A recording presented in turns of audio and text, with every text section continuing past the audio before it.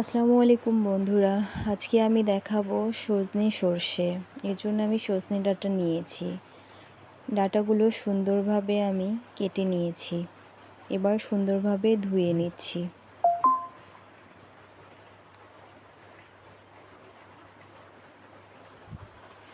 ধোয়ার পরে আমি একটি প্যানে তেল দিয়েছি।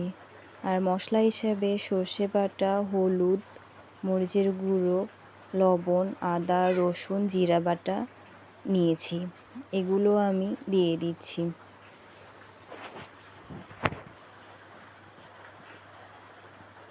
তো মশলাগুলো আমি সুন্দরভাবে নেড়ে নিচ্ছি কষানোর জন্য। মশলাগুলো সুন্দরভাবে কষে গেলে আমি এর মধ্যে সজনে ডাঁটাগুলো দিয়ে দিচ্ছি।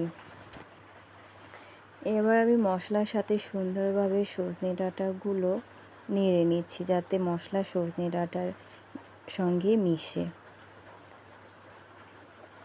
সজনে ডাঁটাগুলো যাতে ভালোভাবে কষে, এজন্য সামান্য একটু পানি দিয়ে দিচ্ছি। এবার আমি সজনে ডাঁটাগুলোকে ঢেকে দিচ্ছি, যাতে এটা সেদ্ধ হয় তাড়াতাড়ি। তো সজনে ডাঁটাগুলো সুন্দরভাবে মশলার সাথে কষে গেছে।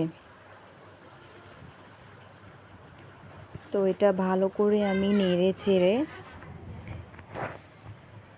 সেদ্ধ হওয়ার জন্য পরিমাণ মতো পানি দিয়ে দিচ্ছি।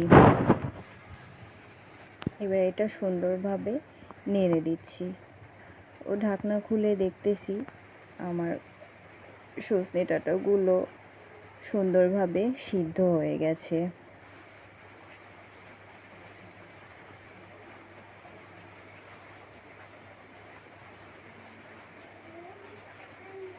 তো বন্ধুরা, এই হলো আমার ফাইনাল সজনে সর্ষে।